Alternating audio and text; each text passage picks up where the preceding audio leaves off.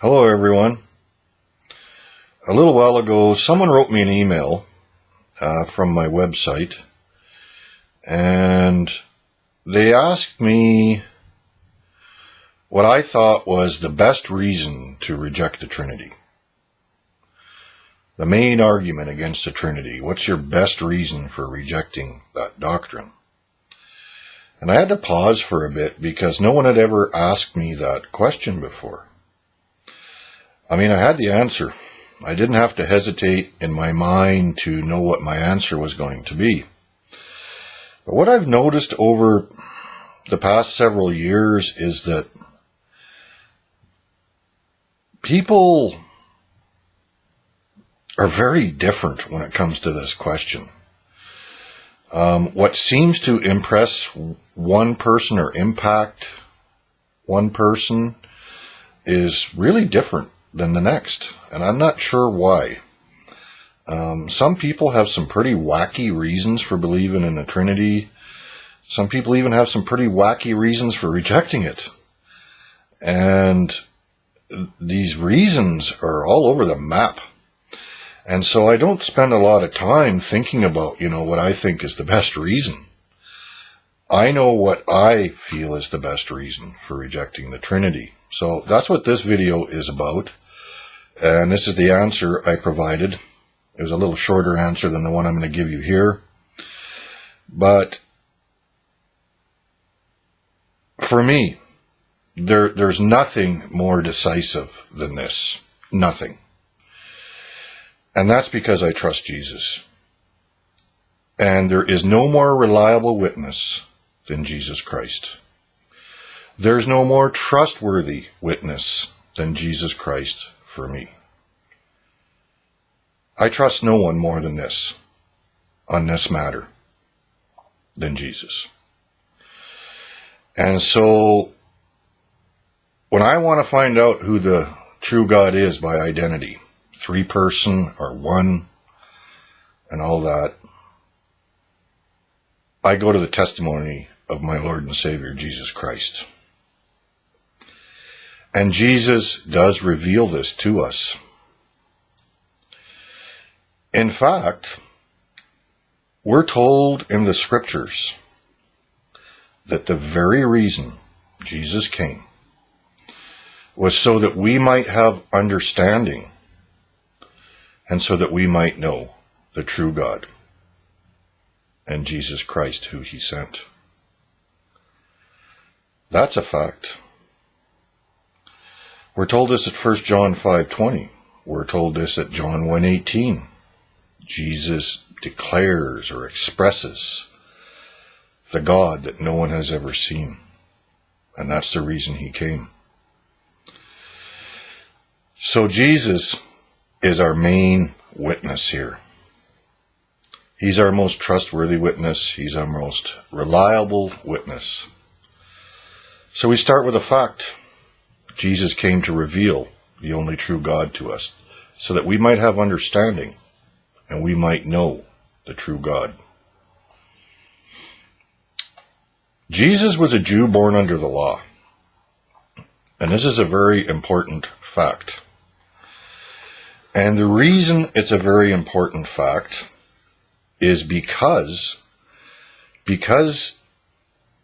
Jesus, having been born under the law, means he had to obey the law.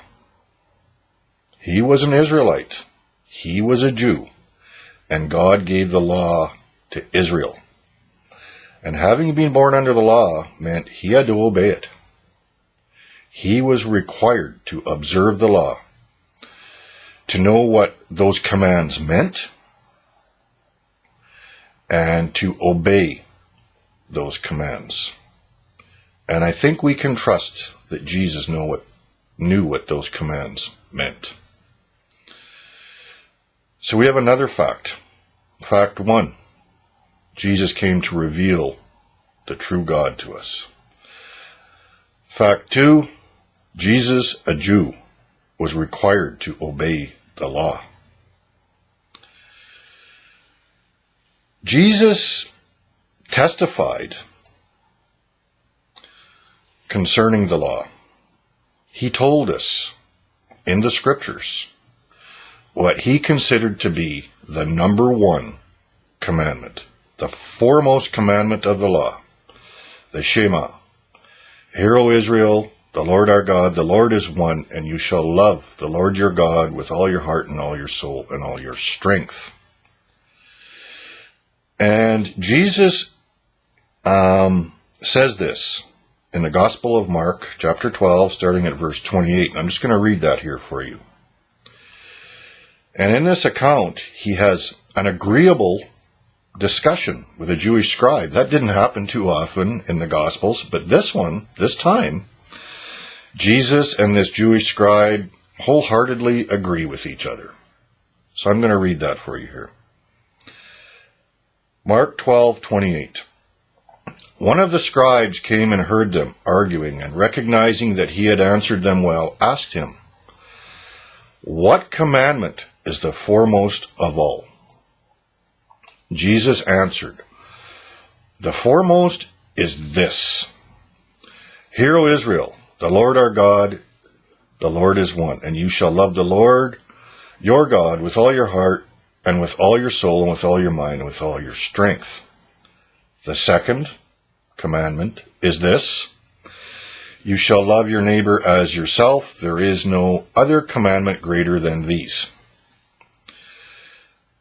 Then the scribe responds, and he said to him, "You are right, teacher. You have truly said that he is one, and there is no one else besides him. And to love him with all the heart, and with all the understanding, and with all the strength, and to love one's neighbor as himself is much more than all burnt offerings and sacrifices." And Jesus' response here is very important.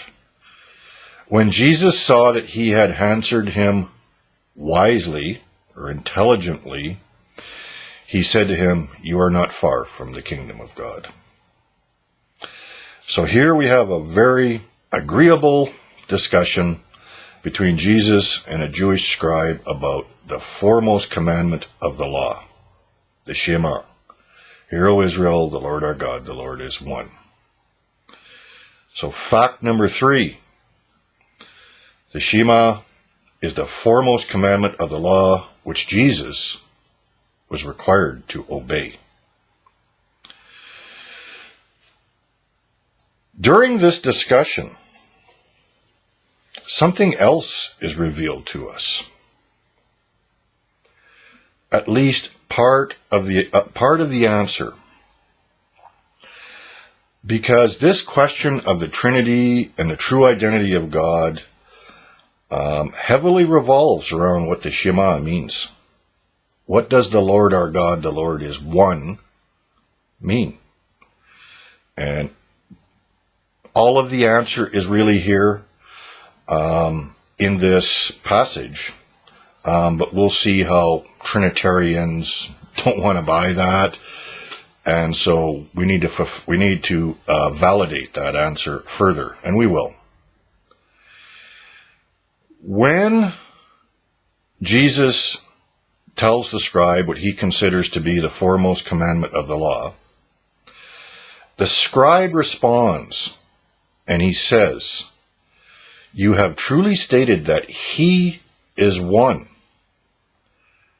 and there is no other or no one else besides him." You see that? And Jesus responds that he had answered him intelligently. In other words, the scribe is right. Now think about what the scribe said here. "You are right, teacher. He is one, and there is no other but he." They're telling you right here what the Shema means. It doesn't mean the Lord our God, the Lord is one. What? The Lord our God, the Lord is one. Who? There is no other but he. They're qualifying. Jesus and this scribe are agreeably qualifying what the Shema means. It means the Lord our God, the Lord is one, He. Not one what, one who. And so the Trinitarian claim that this means one unity of a divine nature is out the window, because a divine nature is a what, not a he. So we have another fact. We have another fact from Jesus. Jesus' own testimony, our most reliable witness. And that fact is that the Shema refers to one identity, and the words, the Lord our God, the Lord is one, mean the Lord is one, he. Now the implications there should be immediately obvious to anyone, that when the very purpose of singular personal pronouns is to signify a single person is in view. That's the point of personal pronouns. That's why we use them. The Lord is one he. Okay, one person. It tells you that right there. But for Trinitarians, that's not good enough. They're always trying to slip and slide. And so their answer is, well, he's one being, not one person. As if, the Bible makes that distinction. It doesn't. But that's the way they want it. But the answer is there in the scriptures, what Jesus means by that one he. The answer is there, if you just look. And it's not the triune being. Jesus testified to the specific identity of that one he, by how he obeyed that command of the law, the Shema. Who is this one he? You really think Jesus thought this one he was a triune God? Was Jesus a Trinitarian? As a Jew under the law, Jesus was required to obey the law. He also considered the Shema to be the foremost commandment of that law. In order to obey that commandment, he had to know what those words meant, didn't he? He needed to interpret the Shema in order to obey it. And Jesus testifies to us how he interpreted those words of the Shema, by how he obeyed it. He obeyed that commandment by worshiping only one person as his only God, his Father. He obeyed this commandment by recognizing only his Father as his God. He obeyed the Shema commandment by loving his Father with all his heart, with all his soul, with all his strength.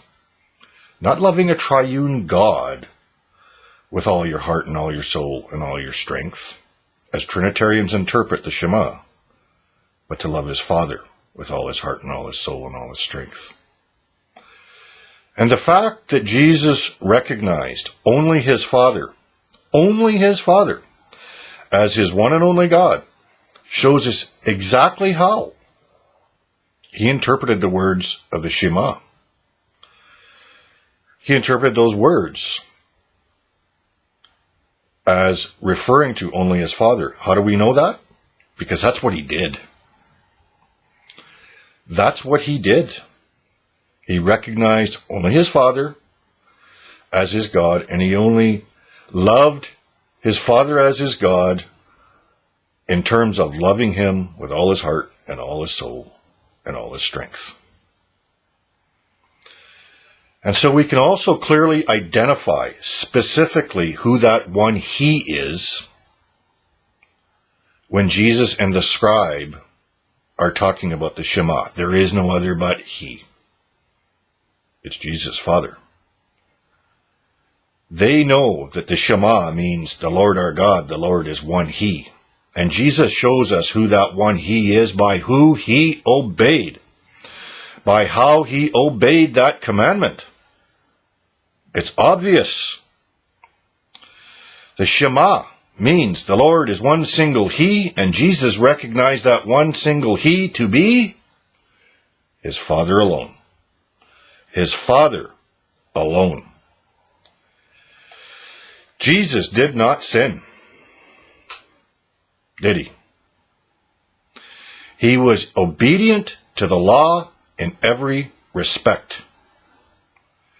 We cannot suppose and play games in our head that he secretly interpreted the Shema one way to refer to three persons, but he actually did something else, and he obeyed it as if it only referred to one. Because if he did do that, he didn't really obey it. He disobeyed the Shema. The Shema instructed him to recognize his God, who his God is, and to love his God with all his heart and all his soul and all his mind. How did he do that? By serving and worshiping only his Father alone. He didn't believe it meant one thing, and then he did another. That would make him a liar. It would make him a disobedient liar. And we know that Jesus is not a disobedient liar. No, he is our most reliable and trustworthy witness as to this question. But the Trinitarian dogma turns Jesus into a disobedient liar. Someone who interprets the Shema one way, but does another. He doesn't obey what he thinks it means. He does something else. Right? If you think about it, that's what the Trinity doctrine implies. That's the implications of that doctrine. But because he did not sin, we can be certain, absolutely certain, that whatever Jesus did, to interpret, to understand, to obey, and observe this commandment is what it was intended to mean. Right? Jesus' understanding of the Shema and his obedience to it must match, or else he was a disobedient liar. Do you want to believe that, or do you want to trust Jesus? That brings us to 6 facts. And this one is Jesus' obedience to the Shema, the foremost commandment, shows us clearly what it really means, and precisely who the Shema is identifying, his Father alone. And there's one more thing. Not really Jesus' testimony, but what Jesus did. Sort of Jesus' testimony. The revelation God gave to Jesus to give to John to show to his servants in the book of Revelation. It's really still Jesus' testimony. He has made us priests and kings to the triune God. He has made us priests and kings to his God and Father. You're being told right there, who you are to serve as your God. You're priests to his God. Is his God a three-person being? No siree. His Father alone. The one he identified in the Shema, the Lord our God, the Lord is one. The one he identified as one single he. The one that he identified as one single he, and he obeyed it in that manner. His Father alone. If you honestly and reasonably consider all these facts, there's no escaping 2 things. The Trinity dogma turns Jesus into a disobedient liar. Someone who interprets the Shema like they do, but he does something else. Jesus secretly knows the Shema means the Lord our God, the Lord is one unity of 3 persons or whatever. And it means to love the Trinity with all your heart and all your soul and all your mind, but he didn't obey it that way. Really? Then he didn't obey it at all, did he? And you might say he couldn't obey it all. Exactly. It's an impossibility. It shows you your doctrine is an impossibility if you're a Trinitarian. And it shows us one other thing. It only shows us that the Trinity dogma makes Jesus to turn out to be a disobedient liar. It shows us something else. Jesus' testimony is reliable and trustworthy. And it shows us precisely, specifically, unambiguously, clearly, and most certainly who the true God is by identity. The Father alone, period. Because that's how he obeyed the foremost commandment of the law. God bless you.